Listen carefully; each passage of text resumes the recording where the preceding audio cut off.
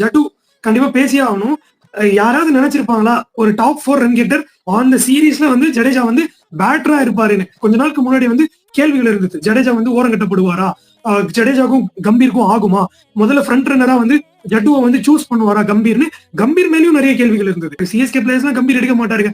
இதெல்லாம் நம்ம உட்காந்து ஏதாவது பேசிட்டு இருக்கலாம் ஃபேன் வார் கிரியேட் பண்றதுக்கு. அந்த டாட் வந்து 1000 டேஸ்க்கு மேல ஆல்ரவுண்டர் அவர் தான் ரேங்க் 1ல இருக்காருன்றப்ப இன்னொன்னு ஒண்ணு புரிஞ்சுக்கோங்க. அஸ்வினை வெளியே உட்கார இருக்கிறப்ப கூட ஒரு ஸ்பின்னர், லீட் ஸ்பின்னரா இந்தியா வந்து ஜடேஜாவை தான் ப்ரிஃபர் பண்ணிருக்காங்க. சோ எடுத்ததுமே ஜடேஜாவை வெளியே போக வச்சிடணும், ஜடேஜாவை ஆட வைக்க மாட்டாங்க, ஜடேஜா இந்த சைக்கிள் கண்டினியூ பண்ணுமா, இந்த மாதிரி கேள்விகளே ஏன் வருதுன்னே புரிய மாட்டேங்குது. ஃபர்ஸ்ட் ஆஃப் ஆல் அது வந்து இதை விட கிளியரா ஒருத்தரால பதில் சொல்ல முடியாது.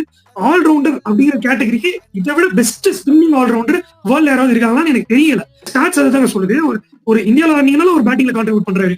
இப்போ லாஸ்ட் சீரிஸ் நியூசிலாந்து நம்ம நல்லா ஆடாத சீரிஸ்ல அவர் கான்ட்ரிபியூட் பண்ணாரு. பங்களாதேஷ் கிட்ட ஒரு செஞ்சுரி அடித்தாரு, ஆஸ்திரேலியா கிட்ட குரூஷியல் 50s 40s அடிச்சாரு.